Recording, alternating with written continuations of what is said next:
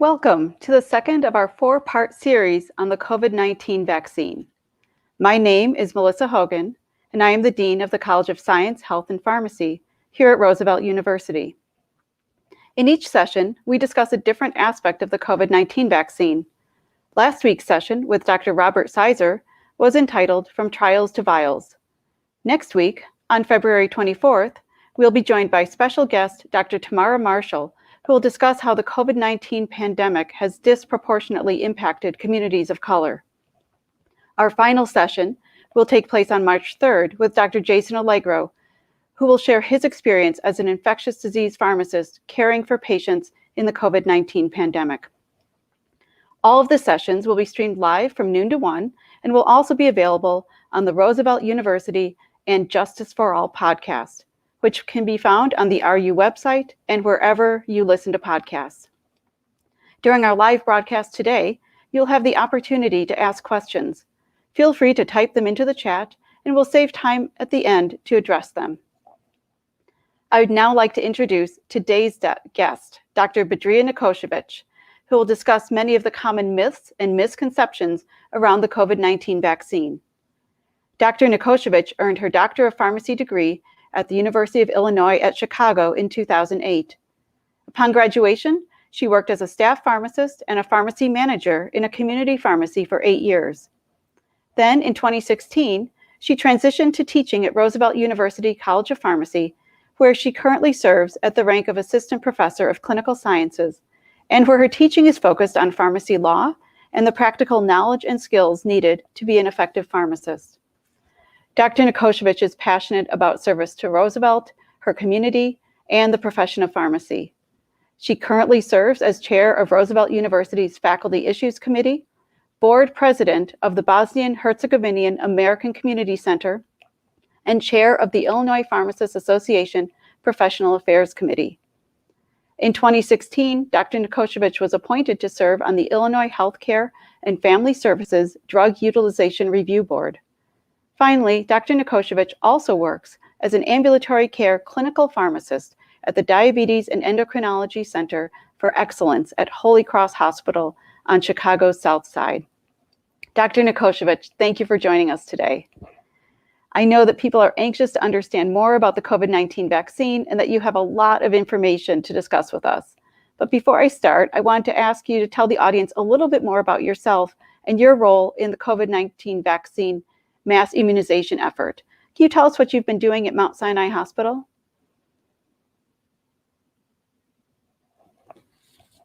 Dr. Nikocevic, you're muted.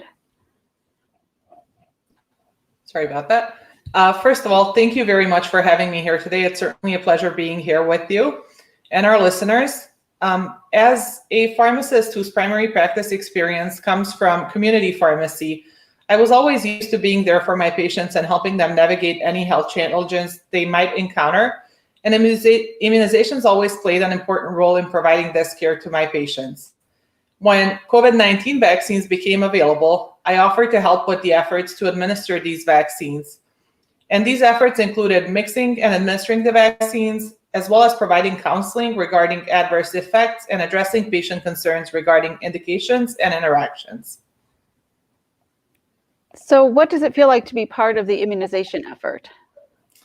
Well, after not being able to do very much about COVID-19 for over a year, being able to participate in an effort to end this pandemic was truly exhilarating. As a part of this effort, I also had an opportunity to work side by side with our students in administering the vaccine. And I have to tell you, I was truly impressed by their professionalism, as well as the level of commitment, competence, and compassion that they exhibited in doing this important work. I know we're really, really proud of all of our students and our faculty who have been partaking in this effort, and it's been really gratifying to see us start to come out of the pandemic because of these efforts. So I know we have a lot to talk about today, and I'd like to start with something really basic. Can you explain briefly how vaccines work in general to protect us from disease? Well, in the simplest terms, the vaccines work by imitating a bacteria or a virus to train our body to recognize and fight the virus by enabling our body to produce antibodies and other specialized cells that can inactivate that bacteria or virus. If I may use an analogy, let's say a virus or a bacteria is a burglar. So without a vaccine, that burglar comes into your house and steals everything inside before you even realize he or she is there, destroying everything around him as he goes. But now let's say you have a neighbor who sees the burglar coming and calls you and warns you of this danger, and even tells you which door this burglar will come through. You now have time to prepare yourself, to defend yourself, and hopefully stop that burglar before he ever enters your house. Vaccines in this case are that neighbor that tells your body to expect danger, and they even provide instructions on how to defend itself from this danger. The antibodies and those other special cells in your body that inactivate the virus are your door locks and other protective mechanisms that you can use to fight off the burglar. Okay, so that makes sense. So you're basically getting yourself ready, training yourself, getting all the tools you need so that when that burglar or that vaccine comes in, or that virus comes in, you're able to fight it, right? Absolutely. So I want to get right into the myths now. One of the things I've heard from people that people are worried about is that the vaccines seem like they were almost rushed to market. They got on market so fast, right? Less than a year after we understand that we're in a pandemic, we've got a vaccine. Were they thoroughly studied? First, let me step back. What's the basic process that we go through to approve a vaccine or any medication in our country? Absolutely. So these vaccines were definitely very thoroughly studied. Vaccines, like any other medications, are first tested in animal studies. And if the data from these animal studies seems to indicate that a vaccine or a drug has the potential to be safe and effective, the vaccines then proceed to clinical trials upon approval from the FDA. These clinical trials typically occur in 3 phases. And in phase 1, we typically have 20 to 100 healthy volunteers. And during this phase, we assess the vaccine for safety and potential for efficacy in humans. And we also determine whether there are any serious side effects and how the dose of the vaccine that's being administered relates to these side effects. During phase 2, we typically have several hundred volunteers. And during that phase, we determine the most common short-term side effects and determine how well the patient's bodies are able to produce antibodies to the actual vaccine itself. In phase 3, the vaccine is studied on hundreds or thousands of volunteers. And in this phase, we're really trying to fine-tune the vaccine and understand how people who get the vaccine and those who don't compare, meaning how effective is the vaccine really? How many of the patients who received the vaccine end up with the disease versus those who did not receive the vaccine? And we also look to see, again, what those adverse effects or those side effects that we see with the vaccine might be. So all of those steps still occurred with COVID-19 vaccines. None of those steps were skipped at any point in time. And the vaccine was studied in tens of thousands of patients. So for example, the Pfizer vaccine was studied in 44,000 patients in phase 3 clinical trials. And the Moderna vaccine was studied in 30,420 patients in phase 3 clinical trial. So I believe that most medications and vaccines take years from when they're designed until they're approved for use in people. So how is it that all those steps were done and these vaccines got approved in less than a year? That's a great question. So, of course, typically when we're developing medications for conditions that maybe we already have medications for, but we're trying to find improvements for the items that we currently have available. In a situation like what we have going on with the current pandemic, we truly don't have anything that we know that works to treat or prevent the disease that we are looking at. So when something like that happens, obviously there's a lot of different things that go on, including collaboration between our government and other international governments, as well as collaboration with academia, nonprofit organizations, and pharmaceutical companies that allows the government to create a strategy to prioritize and speed development of most promising treatments and vaccines. In addition to this, a lot of funding goes into developing these new treatments because, again, a pandemic is not only a threat to our health, but also has threatened economies across the globe. So a lot of funding was given to these companies to look for solutions to this problem. And then finally, the FDA communicated very clearly to pharmaceutical industry regarding the type of data and information that was needed in order for the FDA to be able to provide feedback on their proposed plans and to assess the data provided and to, in some way, speed up the development by giving them clear expectations and giving that feedback more often so that this process could be shortened.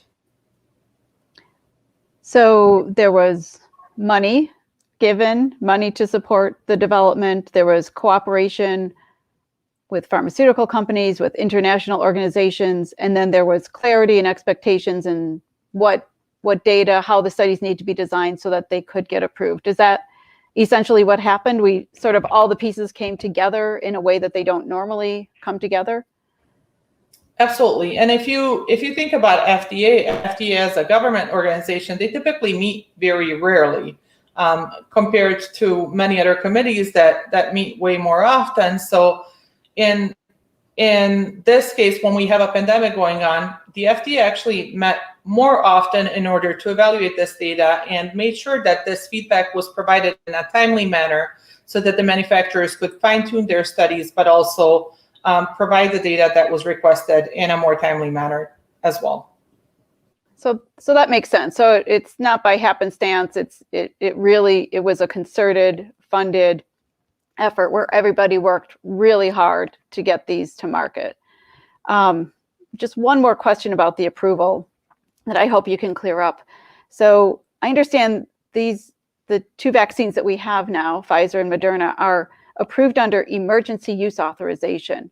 How is that different from normal FDA approval? Absolutely. So the emergency use authorization is actually just a different mechanism that the FDA does use occasionally to facilitate the availability and use of medical countermeasures, which could include vaccines during public health emergencies such as the current COVID-19 pandemic. And under an EUA, the FDA is actually able to allow the use of unapproved medical products or unapproved uses of medical products to diagnose, treat, or prevent serious or life-threatening diseases or conditions when certain criteria are met, including the fact that there are no adequate, approved, and available alternatives. As a part of this process, the FDA still reviews all of the available data prior to making a determination regarding a product, and they do maintain their rigorous safety and efficacy standards. So it's really important to note here again that none of the safety steps were skipped during this process. The FDA met more often than usual, which allowed for a faster review of data. And it's also important to note that even though these products are approved and available for use under the emergency use authorization, the FDA does have a commitment to the public to continue to monitor all products, regardless of whether they came to market through an EUA or through the standard process. The FDA does continue to monitor their side effect profiles. They continue to monitor the efficacy and ensure that they continue to be safe and effective for the public. Okay, so I think that makes sense. So this is just sort of the EUA is a sort of special process when there's really a crisis that the FDA goes to get products to market faster. And I imagine there's some data they still need to collect, right? Like how long it works or, as variants emerge, we'll be collecting more data on that as well.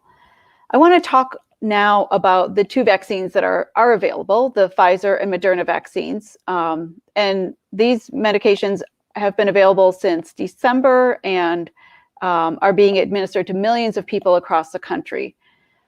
They are called mRNA vaccines. Can you explain what that means?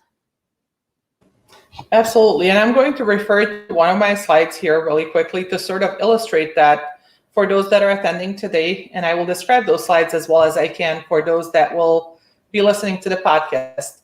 But essentially, whenever we encounter a new virus, what we try to do is find out what that part of the virus is that causes the disease or that causes our immune system to respond to that virus appropriately. And one of the things that we found with this SARS-CoV-2 virus, which is the virus that causes COVID-19, is that there is this particular spike protein that rests on the surface of the virus that actually activates our immune system and induces it to produce defenses against the virus itself if it is ever presented with the virus in the future. So scientists were actually able to utilize that knowledge to develop a small piece of mRNA that essentially gives our body instructions to produce this particular spike protein. And so what we see in the image on the right-hand side of the slide here is... So your graphic, first of all, you've got that picture that so many people have seen of that. It looks like a photograph of the virus with those little red spikes coming out of it. And I assume that's the spike protein we're talking about. And then you've got this picture of the cell, and it looks like that, there's a lot of stuff going on inside there, but the mRNA would be working in the cell, but not in the nucleus to create these proteins, right? Exactly. And so I sort of like to think of the cell as an egg, a chicken egg. So if you think about the cell as an egg, mRNA vaccines exert their action within the egg white or the cytosol of the cell.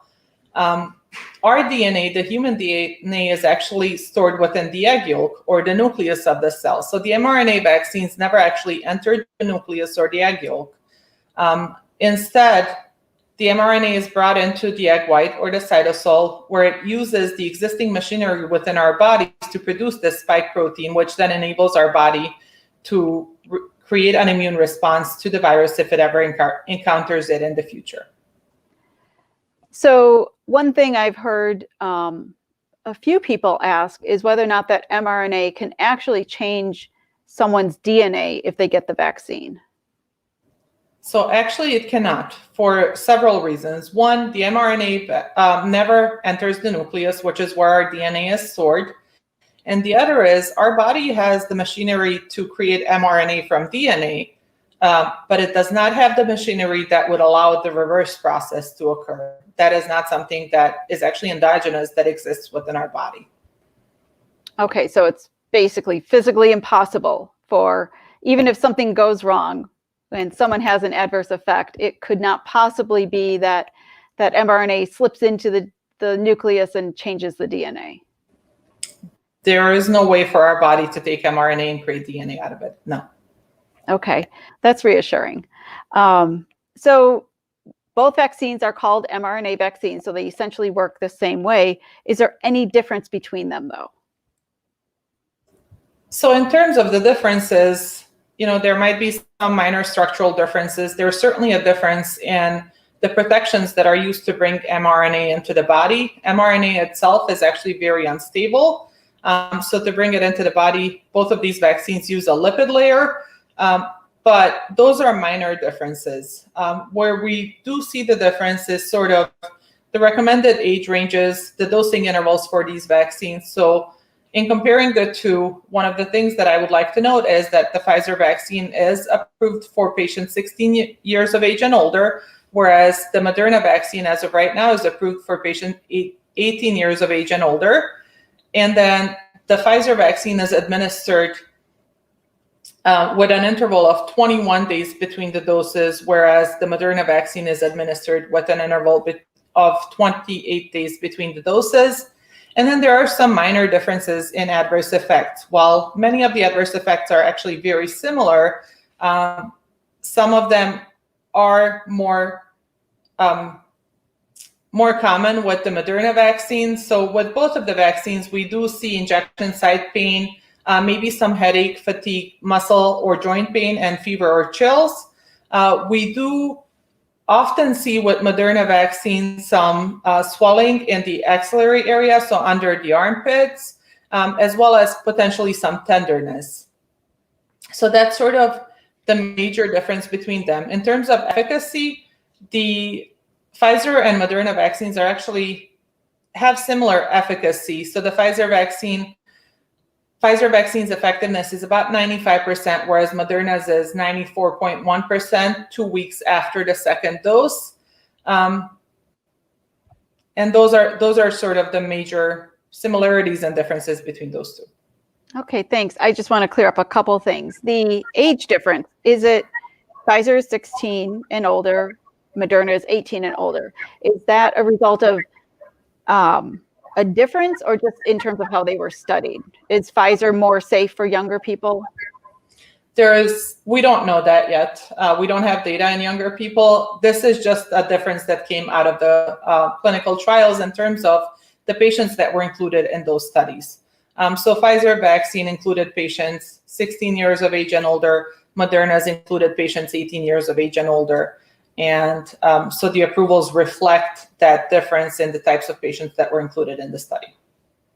And the side effect that you said happened is reported with the Moderna vaccine in terms of the swelling of the lymph node and the axillary area. In your clinical opinion, is this something people should be worried about, or does it go away? So it does go away. Depending on the patient, it could take 3 to 7 days to go away.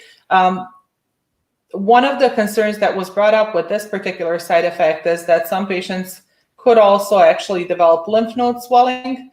And so that might be related to this axillary swelling and tenderness, because we do have lymph nodes in our under our armpits.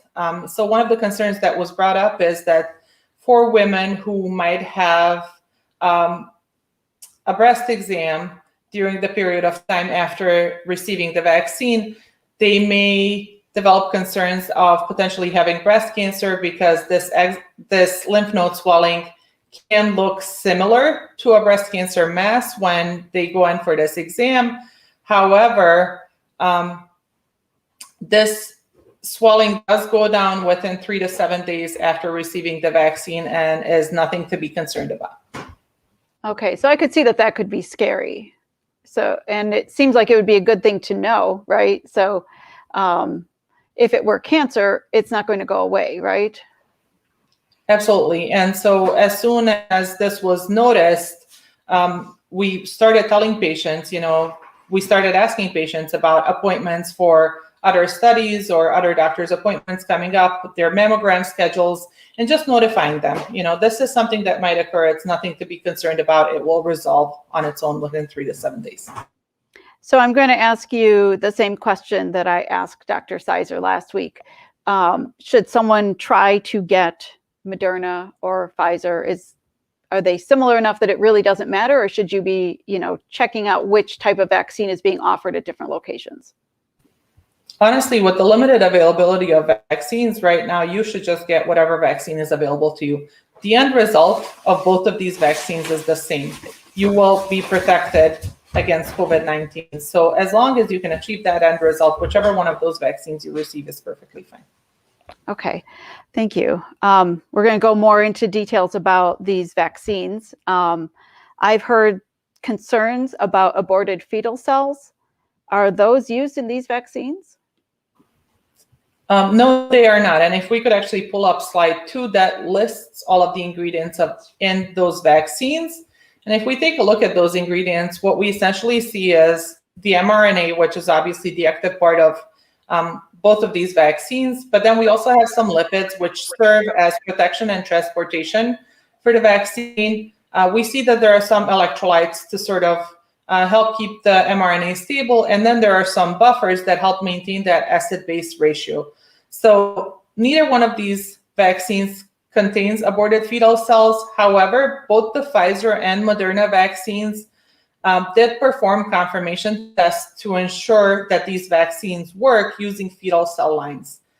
When we talk about these fetal cell lines, though, it's very important to take a look at the context that we talk about them in. It's important to understand that these fetal cell lines are not the same thing as fetal tissue.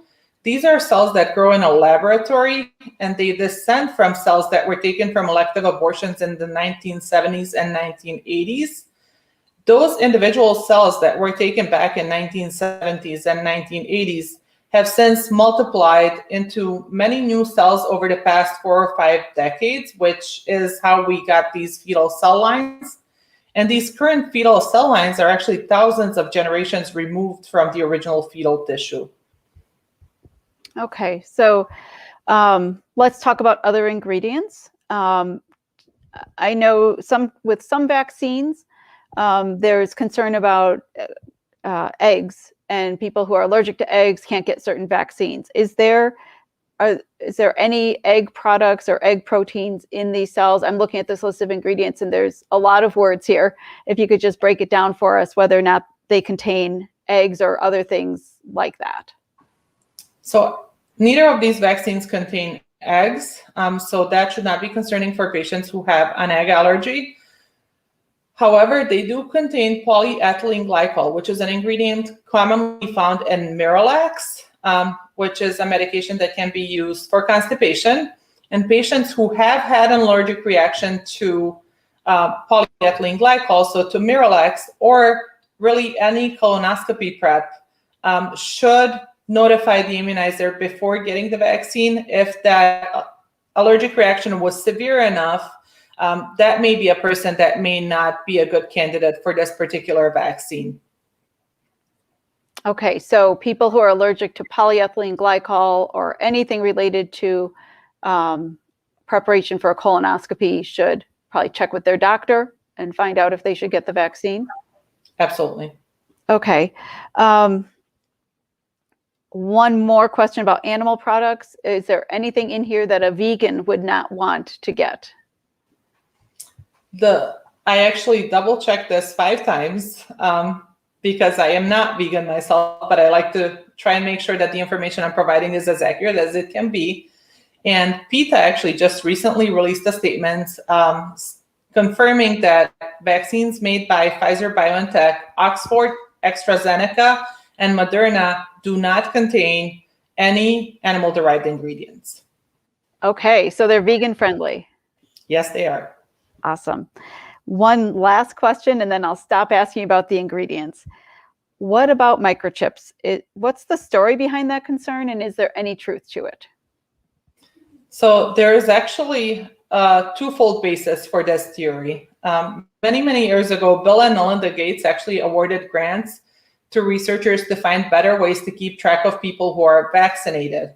And one of the main reasons they wanted to have this done is because a lot of places where vaccinations are extremely important, such as undeveloped countries, also don't have medical infrastructure that would allow them to keep track of patients who have received the vaccine versus those that have not. And as a part of this effort, MIT researchers looked into using an invisible dye in order to help keep track of those patients. But those trials never actually got past animal trials. So the FDA stopped those trials after the animal trial phase. However, this created a fertile ground for theories like the one we're discussing now to come up. Additionally, sometimes there are actually chips that are on the outside of the syringe that are used to track vaccine inventory and use, but those are never injected into patients. Again, they're on the outside of the syringe, almost like a label over the syringe that just allow for tracking of the actual vaccine doses themselves. In December 2020, there was actually a figure that was shared all over social networks in Italy, claiming that this is the diagram of the 5G chip that has been inserted into the COVID vaccine. And I actually found it interesting that a local musician from Italy quickly quipped back to that post, saying that this is the electric circuit of a guitar pedal. And he, of course, made a joke of it, saying that, putting it in a COVID vaccine is an excellent idea. But the end point is there is no 5G chips in the vaccine.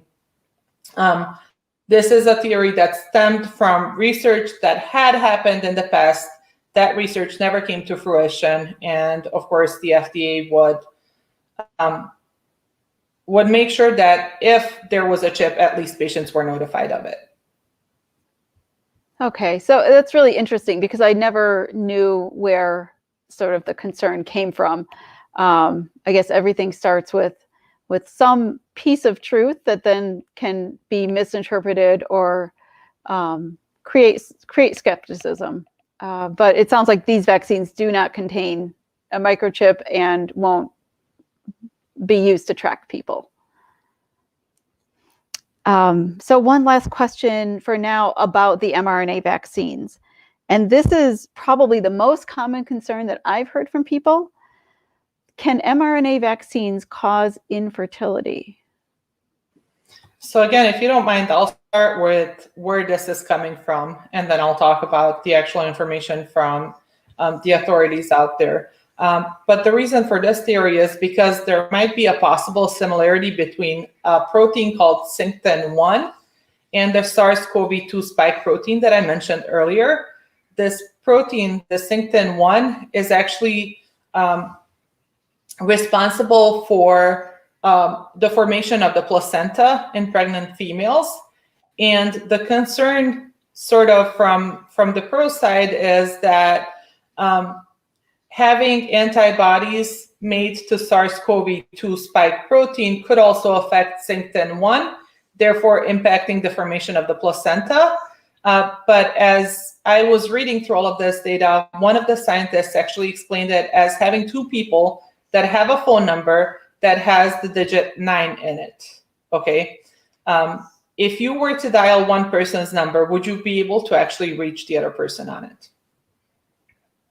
Probably not, right? So same thing here. These proteins are not nearly similar enough for antibodies to SARS-CoV-2 to actually impact Synctin-1.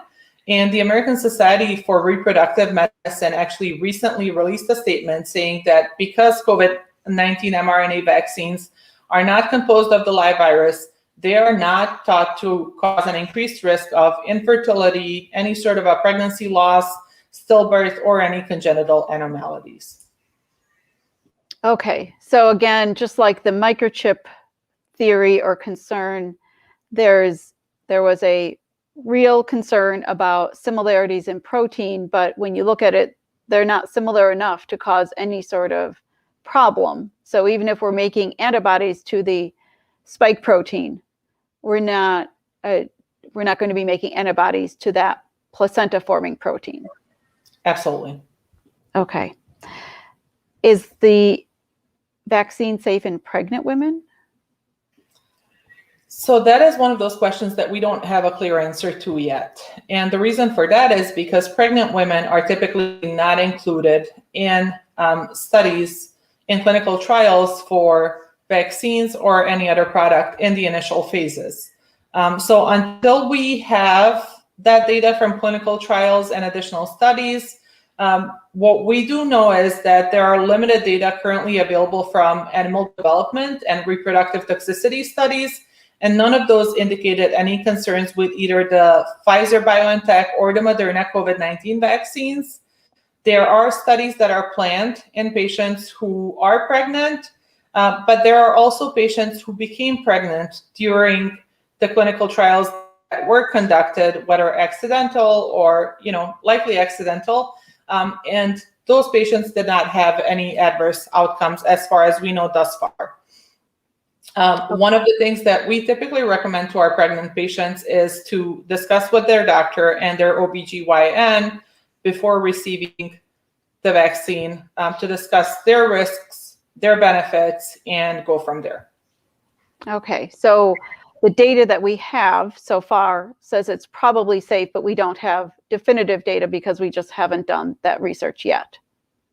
Absolutely. And the other thing to keep in mind is that COVID-19, if a pregnant woman were to contract COVID-19, it could actually lead to severe outcomes in those patients. So again, weighing that risk versus benefit is very carefully is extremely important for those patients.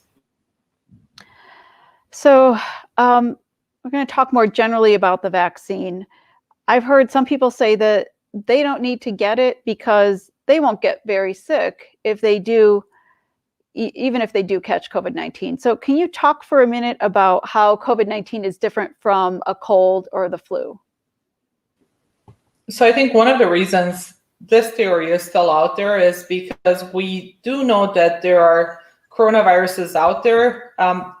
There are actually 4 of them that lead to symptoms that are very similar to a common cold. However, we do have 3 coronaviruses that typically present with much more severe symptoms.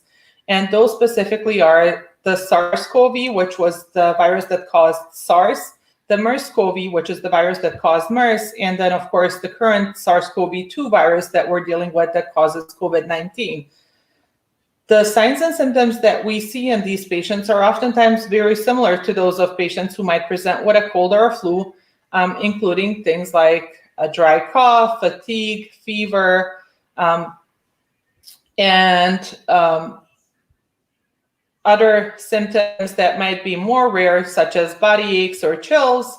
But in patients with COVID-19, what we also see is loss of taste or smell and shortness of breath that can be severe. So even though 80% of infections with COVID-19 are mild or asymptomatic, 15% of patients with COVID-19 present with a severe infection that requires oxygen administration, and 5% of those patients present with critical infections requiring ventilation. So these fractions of severe and critical infections are actually a lot higher than what we typically see with a cold or an influenza infection. And it's also important to note that the mortality that we have for COVID-19 right now is actually much higher than what we typically see with a flu. So an estimated crude mortality ratio for COVID-19 is about 3 to 4%. And while it's likely that the actual mortality rate is a little bit lower for this particular virus, it is still much greater than the mortality of influenza, which is typically below 0.1%. Okay, so COVID-19 is definitely deadlier than the flu or other coronavirus-related colds. But I'm going to push you a little bit more, because we know that odds are still in favor of young, healthy people with COVID-19, right? Like, most of the people who have gotten very ill, who have been hospitalized, and who have died have been older or have had concomitant or concurrent diseases. So other problems with or without being older. What do you think about young people? Should they get vaccinated, or are they really probably okay without it? So I believe everyone should get vaccinated. And I'm going to go back to what you said about most people with COVID-19 that have had severe outcomes have been people who are elderly or those who have had concomitant conditions. However, in addition to those patients, we also hear about severe outcomes in people who were young and relatively healthy or extremely healthy. And so in order to protect ourselves and to protect our communities, it certainly is very important for all of us to receive the vaccine. So I want to just go back to the vaccines themselves, because I think, for each person, they're probably thinking about their risk and benefit and whether or not they should get the vaccine. So some vaccines, I know, can actually cause the disease they're designed to prevent, right? So some people get a mild case of whatever that infection is. Is that a risk with any of the COVID vaccines, either the mRNA vaccines that we currently have or the ones coming up in the pipeline? So this is actually not a risk that we would see with any of those vaccines. All of the vaccines that are currently in the pipeline or those that are available for us to use are inactivated vaccines. Typically, those concerns are present with live vaccines, which might cause a mild case of whatever the diseases that we are trying to protect the patient against. However, one of the things that I would like to note is that even with inactivated vaccines, it does take some time for our body to develop those antibodies and to reach that full protection. So earlier I mentioned protection rates of 95% with the Pfizer vaccine and 94.1% with the Moderna's vaccine. However, to get to that point was seen 2 weeks after the second dose of the vaccine. Remember, the doses are separated by 3 to 4 weeks for those two vaccines. So from the period of time that you receive the vaccine up until 2 weeks after the vaccine, you are still susceptible to the virus itself. The other thing that we have to keep in mind is that we could be exposed to the virus and take 2 to 14 days to present with symptoms. So if I'm exposed to the virus up to 14 days before I receive the vaccine, again, there is a chance that I might develop a clinical picture of COVID-19, aka develop the symptoms of the disease. However, even with one dose of the vaccine on board, hopefully it will help decrease the severity of the disease for most patients. Okay, so you could be unlucky and coincidentally be infected and then have those symptoms show up after you get the shot, but the shot itself for any of these vaccines is not going to cause anyone to get COVID-19. Correct. And also, this is true for the influenza vaccine as well. So there's always that period of time between receiving the vaccine and being fully protected, but the vaccines themselves cannot give you COVID-19. Okay. Or the flu. Or the flu. Okay. So we started to talk about these other vaccines. I understand that some other companies have their vaccines being evaluated in the FDA right now. So which ones are coming up and how do they work?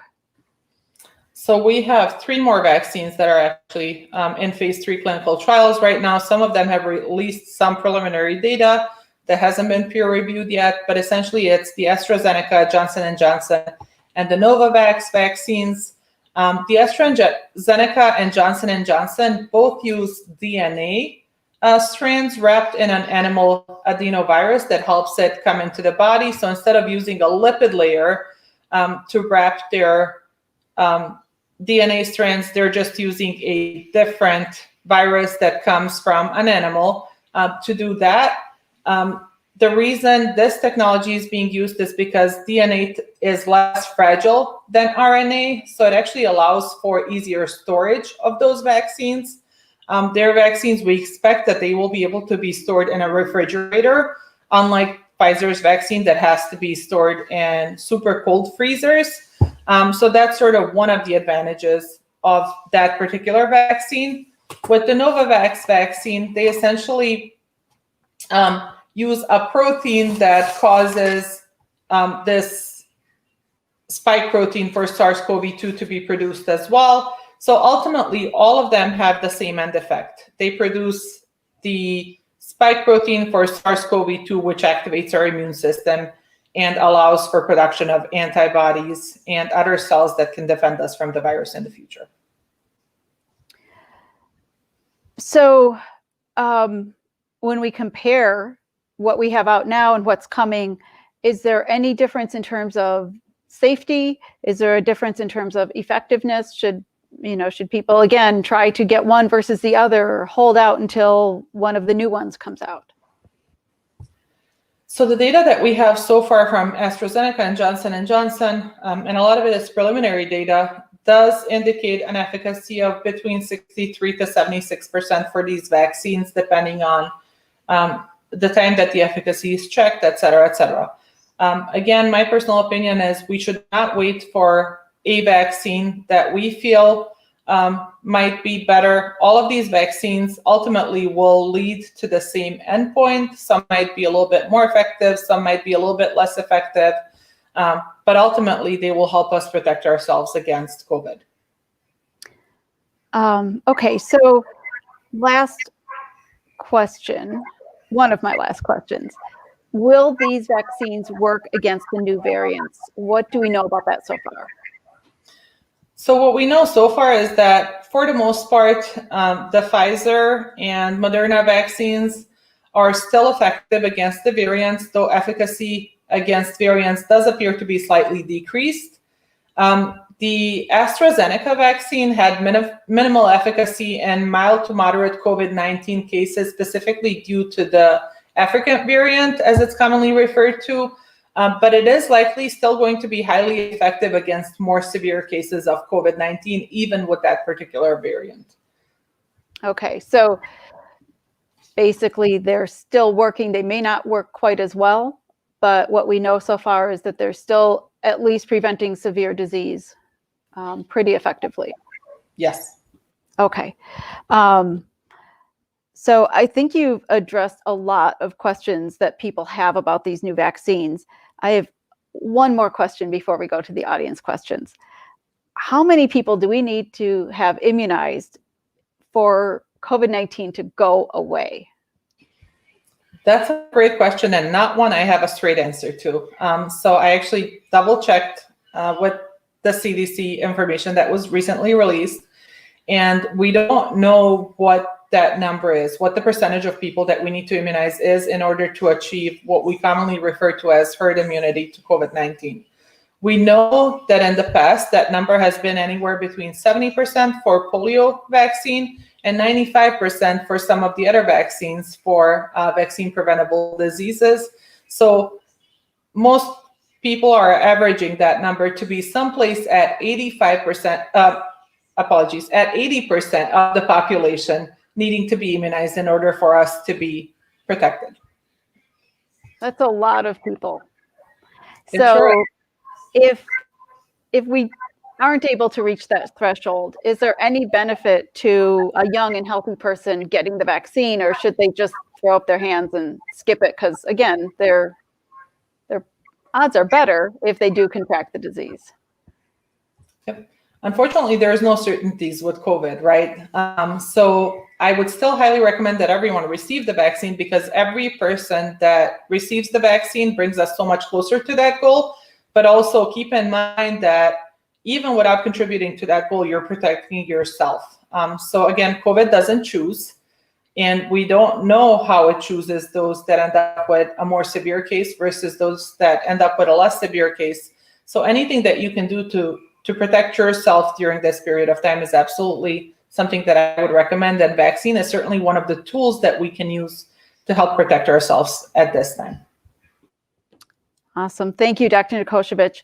We're now going to move to questions from the audience, and I see that we have a number that have been submitted coming in through the chat. So the first question that we have is, can someone with asthma take the vaccine? And I'm going to add on to that, who should or should not get the vaccine? Okay, great question. So let me answer the asthma portion first, and then I'll talk about the second portion of it. So patients with asthma are actually generally at higher risk of severe COVID-19 disease. So they definitely should receive the vaccine. We don't have any evidence that shows that patients with asthma are at any higher of a risk of an adverse reaction from a vaccine compared to the rest of the population that might be receiving the vaccine. So if that's a concern for some, we certainly don't have any evidence that shows that. We have administered in our clinic to patients with asthma with absolutely no issues. Who should and should not receive the vaccine? Anyone that is eligible should receive the vaccine. So for the Pfizer vaccine, patients 16 years of age and older. For the Moderna vaccine, anyone 18 years of age and older should receive the vaccine. Obviously, we are moving in phases within the United States and the state of Illinois right now. We are moving in phases. So as soon as you are eligible, you should receive the vaccine. As I mentioned earlier, patients with an allergy to polyethylene glycol, so Miralax or any colonoscopy prep, should definitely have a discussion with their physician to determine how severe that allergy was and to determine if it's something that would preclude them from receiving the vaccine. Pregnant and lactating women, we don't have enough data on right now to say that the vaccine is safe and effective. So again, that is a discussion that they should have with their physician to determine whether the risks outweigh the benefits for them and vice versa in this particular case. And then there are some questions about patients who take specific chronic medications that have come up during my clinic days. So patients, for example, with rheumatoid arthritis, most of our patients who take rheumatoid arthritis medications should still receive the vaccine. The only thing that we don't know when it comes to those patients is because a lot of the medications that they might be using will actually decrease their immune response. We don't know if the vaccine will be as effective as it is in the rest of the population. So for those patients, it almost seems like they really should get the vaccine because they might be more susceptible to COVID if they get it. So they should do everything possible to reduce the risk of severe disease. Do you agree? Absolutely. Absolutely. Okay. Here's a pretty simple question, but I think a difficult answer. How long is the vaccine effective? Great question. And my answer again is going to be, we don't know for sure yet. We are still waiting to determine how long the antibodies actually remain at that protective level within our bodies. The last estimates I saw said someplace about a year. But those are estimates. We don't know just yet. That might change. So from what you're saying, then it sounds like we might all have to get booster vaccines or an annual COVID shot. It might not be that we're done once we finish our 2-shot series. Yes, that might be an option, but we don't know that for sure just yet. Okay. A couple more questions about ingredients. Jackie from YouTube asks, I've read, but am not sure if it's true, that formaldehyde is an ingredient in the vaccines. So formaldehyde would typically be used as a preservative just in its general use in medicine. And the Pfizer vaccine actually does not have any preservative in it. So it's not a vaccine that contains preservative at all. And the Moderna's vaccine does not use any formaldehyde in it. So they don't have it? No. Okay. Let's see. So Mo from YouTube is asking, how long would it take for vaccines to be available to children and pregnant people? So vaccines are currently available to pregnant women.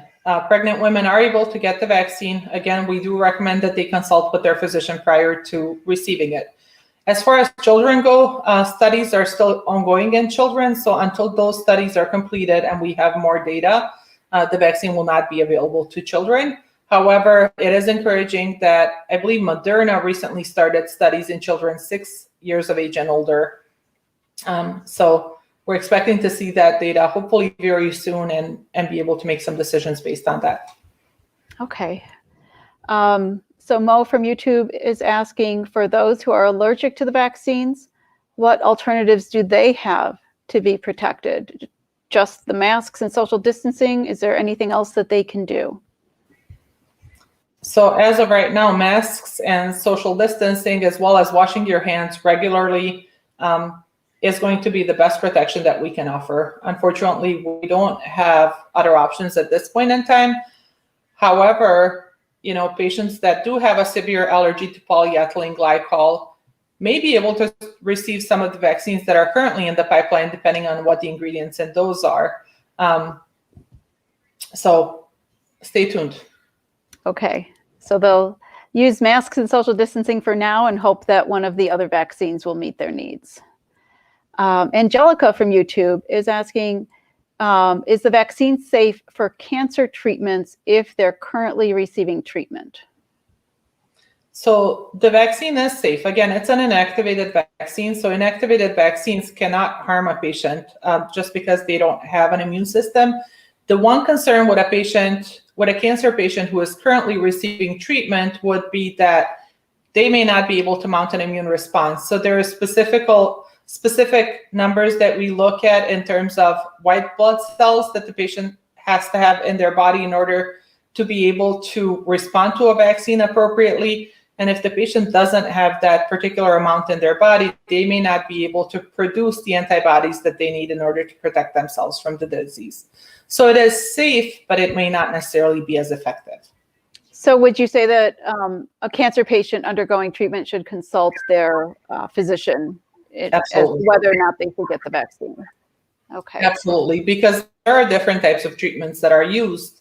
And with some treatments, it might be okay, but with others, they may have to wait a little bit.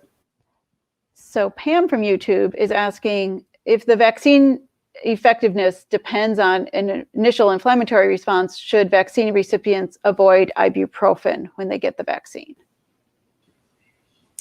So there are some conflicting studies regarding the use of ibuprofen and even acetaminophen in advance of receiving a vaccine that say that if you do that, you might have a blunted response to the vaccine, meaning a decreased response to the vaccine. However, those studies don't translate over into patients who take these medications after receiving the vaccine.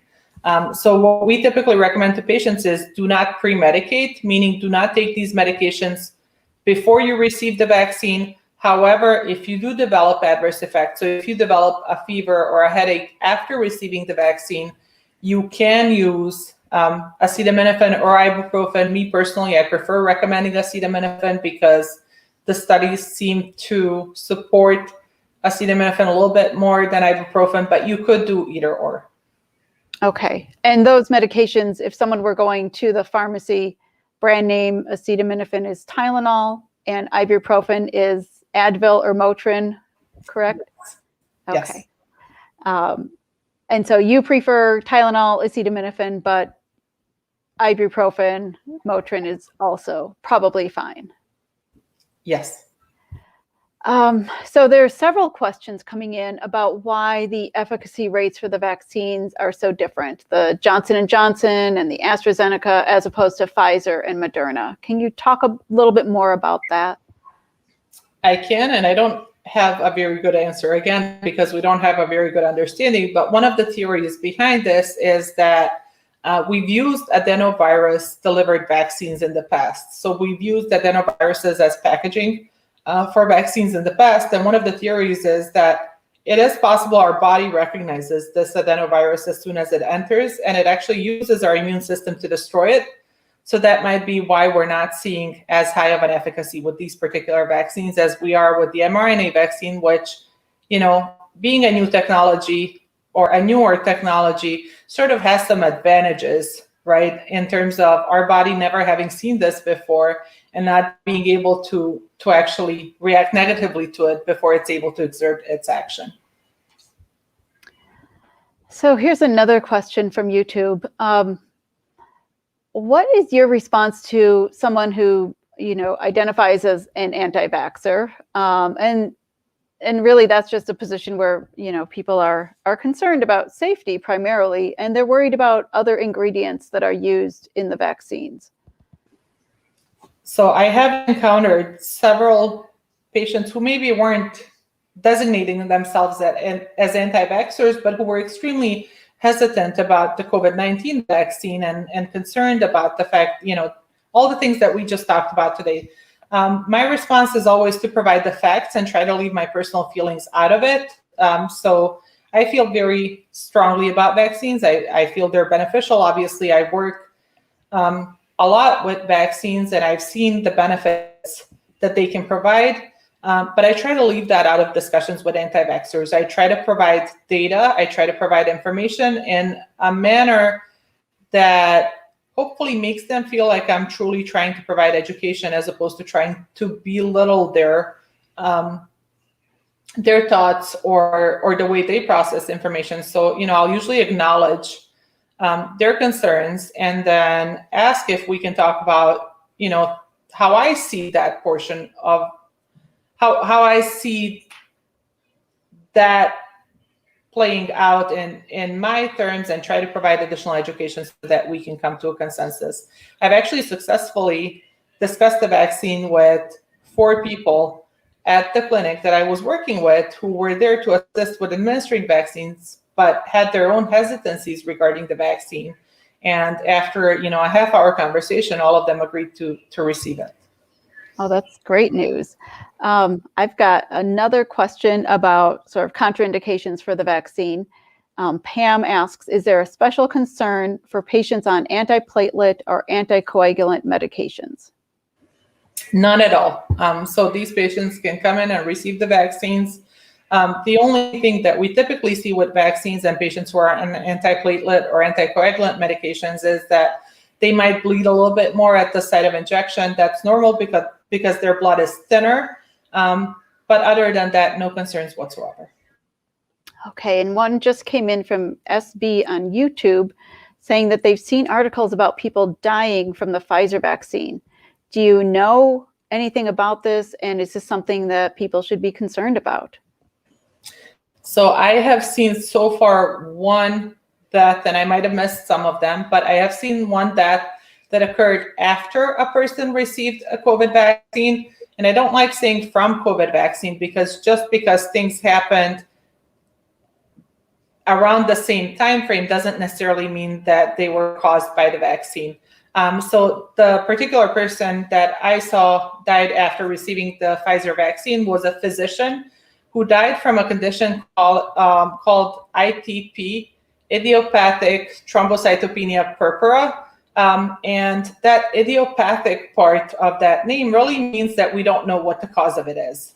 That's something we use in medicine to describe not knowing the cause of the particular condition that we're talking about. And so it could have been caused by a lot of different mechanisms. There are a lot of different reasons this could have happened in this particular patient.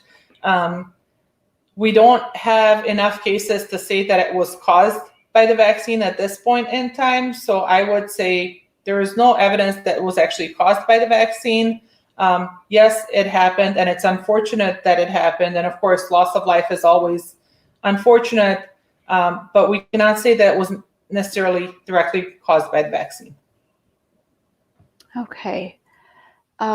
It looks like we're out of time, Dr. Nikocevic. I want to thank you for this great conversation and for addressing so many questions and concerns about these new vaccines. And I want to thank our audience for joining us today. Thank you very much for having me. It truly has been a pleasure being here today. And thank you all for wonderful questions. And this concludes the second of our 4 discussions on the COVID-19 vaccine. Tune in live next week, Wednesday, February 24th from noon to 1. We'll be talking with special guest Dr. Tamara Marshall about the disproportionate effect that COVID-19 has had on communities of color. You can find this session and every session in our discussion series on the RU podcast and Justice for All. Thank you, and see you next week.